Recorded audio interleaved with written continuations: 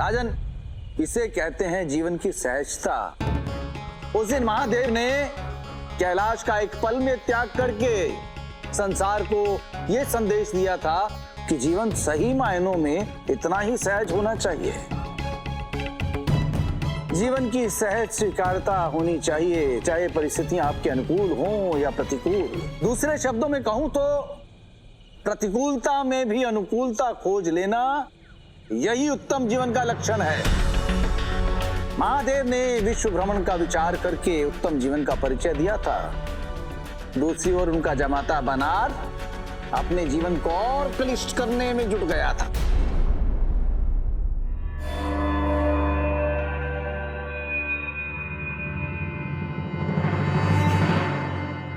यही है वो महादेव का महान स्थान, जहां बैठकर वो संसार के अधिपति कहलाते थे। यही वो स्थान है जहां से वो सृष्टि चक्र का अंत करते थे। आज से मैं यहां बैठूंगा और संसार को चलाऊंगा, क्योंकि बदल गया है कैलाश का कैलाशपति।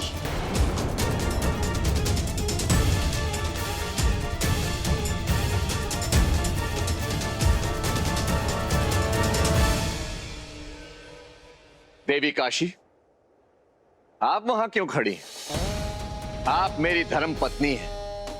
आइए यहां बैठिए।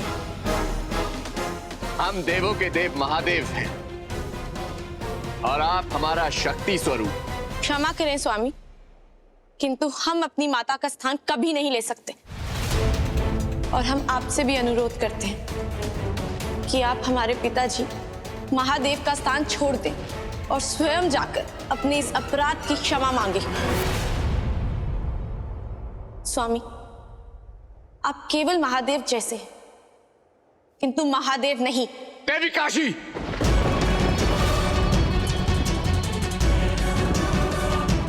आपका ये तो साहस! आप भूल रहे हैं कि मैं आपका पति हूं, पति भी और परमेश्वर भी। अब आपको क्षमा मांगनी ही होगी। कैलाशपति बनार,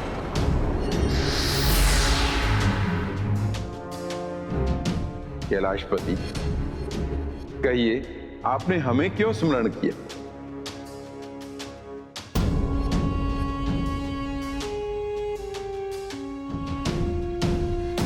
ब्रह्मदेव,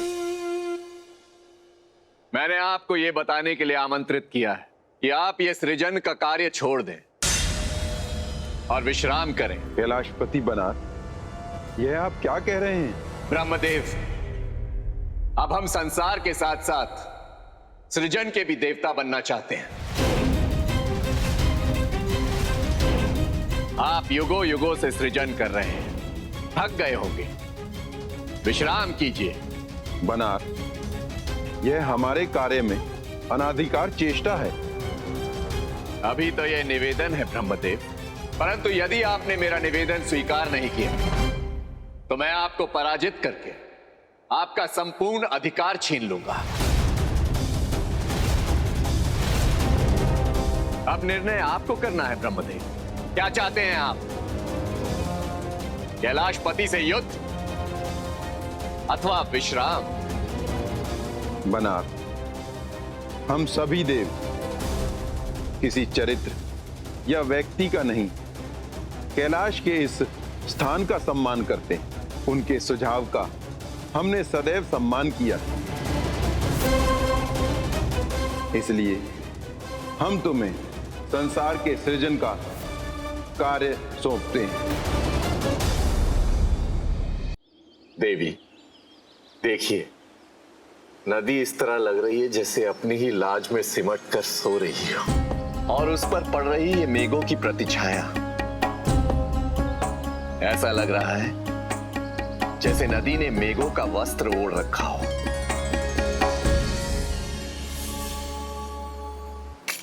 नारायण नारायण। प्रणाम महादेव, प्रणाम माता पार्वती। हे महादेव, आप यहाँ प्राकृतिक सौंदर्य को निहार रहे हैं। और वहां संपूर्ण सृष्टि संकट में पड़ गई है। देव ऋषि, अचानक ऐसा क्या हो गया? हे महादेव, अब आपसे क्या छुपा है? प्रभु, आपने बनार को कैलाश का अधिपति बना दिया। उन्होंने उन शक्तियों का दुरुपयोग करके अनर्थ करना आरंभ कर दिया। किंतु देव ऋषि, ऐसा क्या कर दिया बनार ने? उन्होंने क्या नहीं किया माता, आप ये पूछिए। उन्होंने भगवान विष्णु से संसार के संचालन का अधिकार छीन लिया।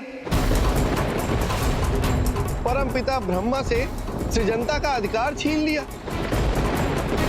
हे महादेव, अब आपको ही कुछ करना होगा, अन्यथा बनार देखते ही देखते संपूर्ण सृष्टि को नष्ट कर देगा। देव ऋषि, अब हम क्या कर सकते हैं? हम एक साधारण मनुष्य से अधिक कुछ भी नहीं। नारायण नारायण, ये आप क्या कह रहे हैं महादेव? हम सत्य कह रहे हैं देव ऋषि।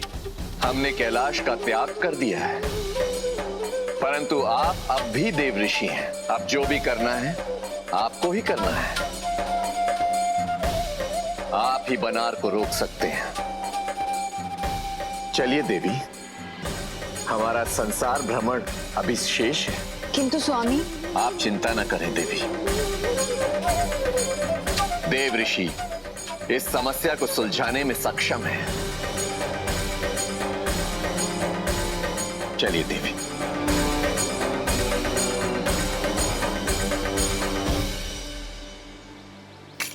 नारायण नारायण।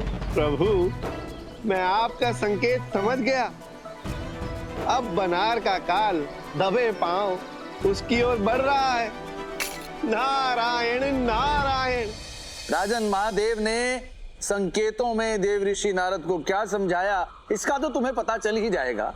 किंतु बनार विष्णु के अधिकार छीनने तक ही नहीं रुका।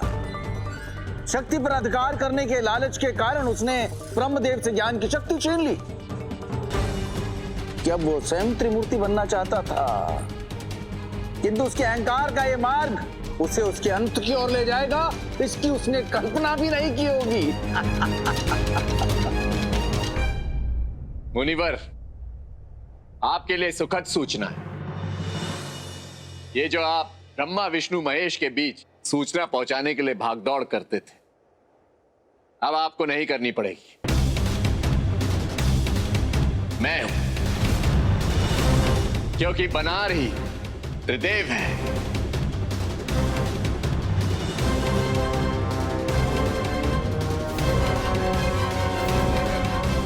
क्या हुआ मुनिवर? लगता है मेरी प्रसन्नता में आप प्रसन्न नहीं हैं। नारायण नारायण। नहीं नहीं, ऐसी कोई बात नहीं है बनार देव। मैं तो आप ही के लिए चिंतित हो उठा हूं कि त्रिदेवों का कार्य आप अकेले कैसे करेंगे। महादेव के पास तो त्रिनेत्र है, उसके अभाव में आप इस सृष्टि का संचालन कैसे कर पाएंगे? मैं कुछ समझा नहीं मुनिवर।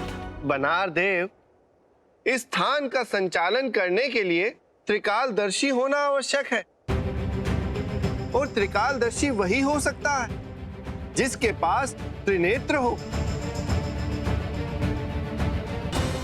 नारायण नारायण। प्रभु, महादेव तो बहुत चतुर निकले। उन्होंने कैलाश तो आपको दे दिया, किंतु त्रिनेत्र छल पूर्वक बचा ले गए। नारायण नारायण। मुनिवर, महादेव के इस छल का क्या उपाय है और त्रिनेत्र कैसे प्राप्त कर सकता हूं मैं? बनार देव, त्रिनेत्र को धारण करने का केवल एक ही उपाय है, और वो उपाय है अघोर तंत्र की साधना। तो ठीक है, यदि त्रिनेत्र को प्राप्त करने का यही एकमात्र उपाय है, तो अघोर तंत्र की साधना मैं अवश्य करूंगा।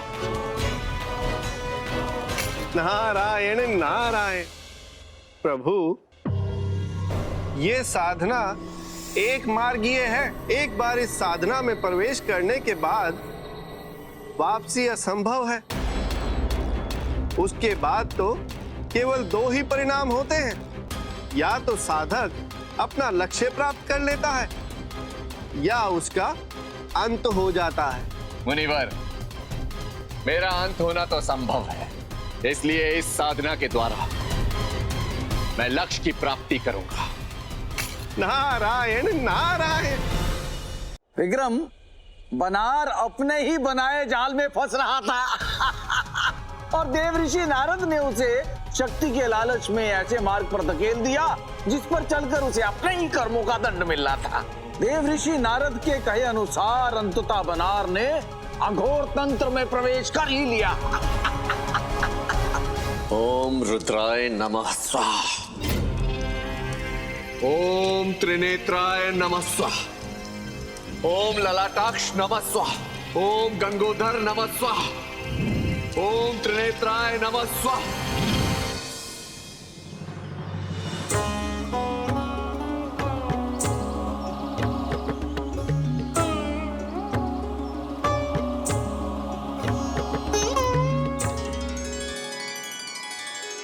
क्या हुआ प्रभु?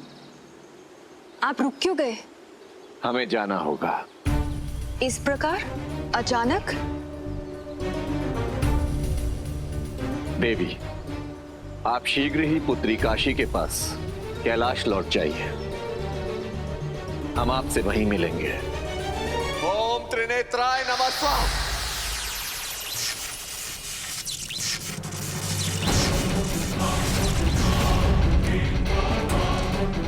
अघोर स्वामी,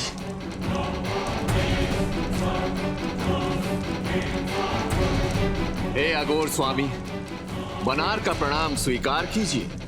वत्स, हम तुम्हारी अघोर साधना से अति प्रसन्न हैं। त्रिनेत्र तुम्हें अवश्य प्रदान करेंगे,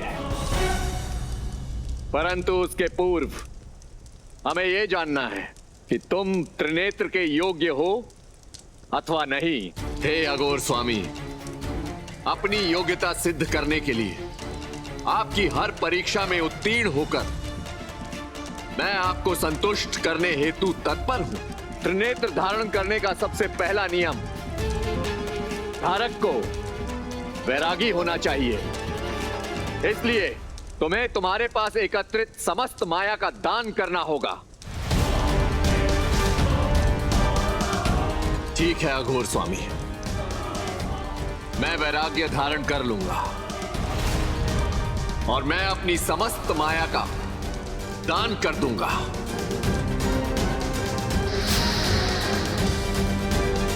तुम्हें मेरे इस खप्पर को अपनी समस्त माया और संपत्ति से भरना होगा, परंतु स्मरण रहे,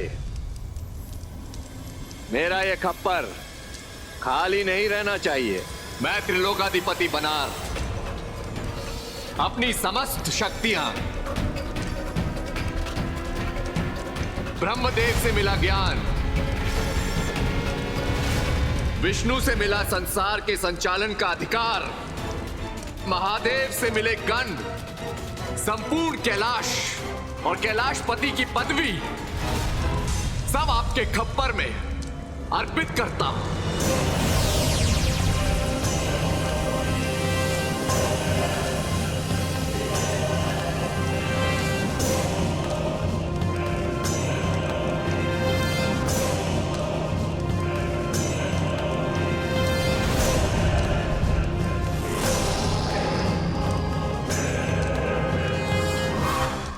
मेरा खप्पर अभी भी खाली है वत्स, तुम्हें और कुछ देना होगा। हे अघोर स्वामी, मेरे पास देने के लिए और कुछ शेष नहीं बचा है। यह अघोर साधना है वत्स। यदि तुम्हारे पास देने के लिए और कुछ नहीं है तो तुम्हें अपने प्राणों का दान भी इस पात्र में करना होगा।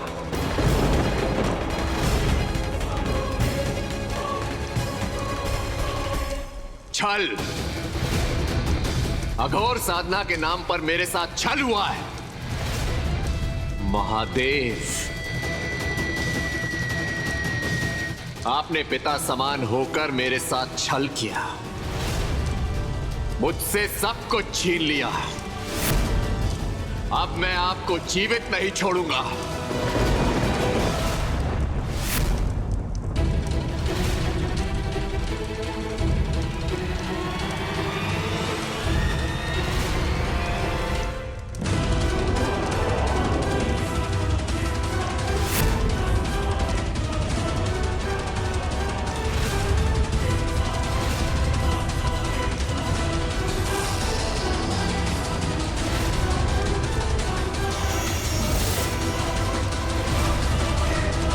बनार, सब कुछ प्राप्त करने के लालच में तुमने स्वयं अपनी मृत्यु को आमंत्रित किया है।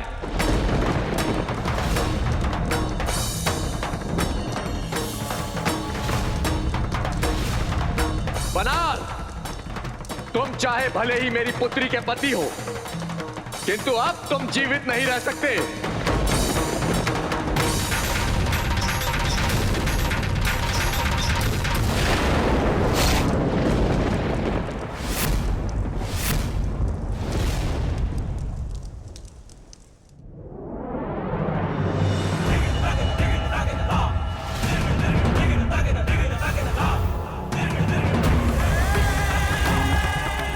देवी, हमने आपके जमाता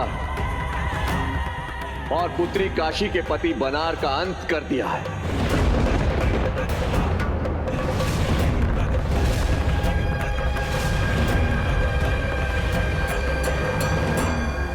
कथा पूर्ण हुई राजन, किंतु मेरे प्रश्न का उत्तर अब भी अनुत्तरित है। तो बोलो राजन, जवाब दो मेरे प्रश्न का कि महादेव ने अपनी ही पुत्री के पति की हत्या क्यों की। बोलो राजन, उत्तर दो, अन्यथा तुम्हारे सर के टुकड़े टुकड़े कर दूंगा।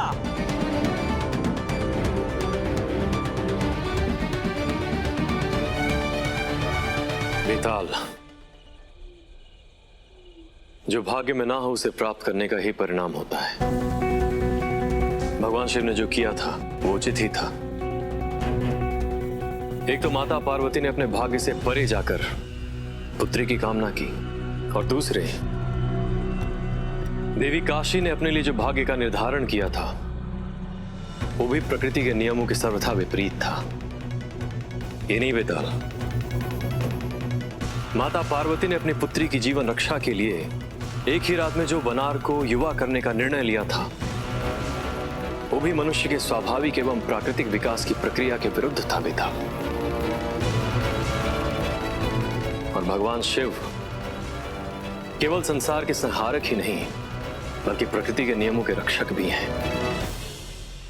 और बेताल, बनार का तो पूरा जीवन ही प्रकृति के नियमों को खंडित करने से बना था। उसके जीवन से संसार में प्रकृति के नियमों को तोड़ देने की एक नई प्रथा के प्रारंभ होने का भय था। इसीलिए बेताल, ये जानते हुए भी कि बनार उनकी पुत्री का सुहाग था, भगवान शिव को उसकी हत्या करनी पड़ी। पिताश्री, बनार जैसे भी थे हमारे पति थे, हमारे स्वामी थे, और अब जब हमारे स्वामी नहीं रहे तो हम जीकर क्या करेंगे।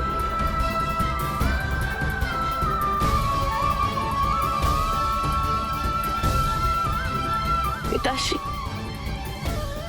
आप हमारा भी अंत कर दीजिए।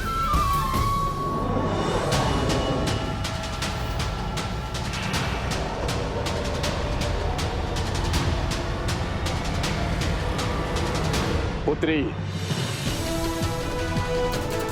बनार का शीश जहां पर भी गिरेगा वो स्थान बनार के नाम से जाना जाएगा। तुम दोनों के नाम पर वो स्थान बनारस और काशी के नाम से जाना जाएगा। हम भी वहां वास करेंगे। वो एक ऐसा पवित्र स्थान होगा जहां मृत्यु पाने वाले को सीधा मोक्ष की प्राप्ति होगी।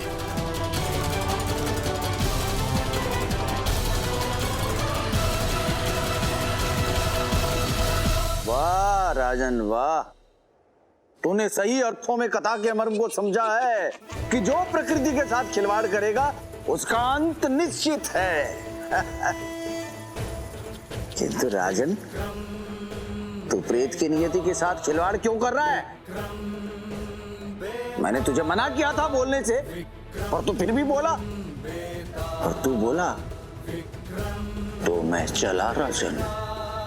तू बोला और मैं चला। बेताल, बेताल,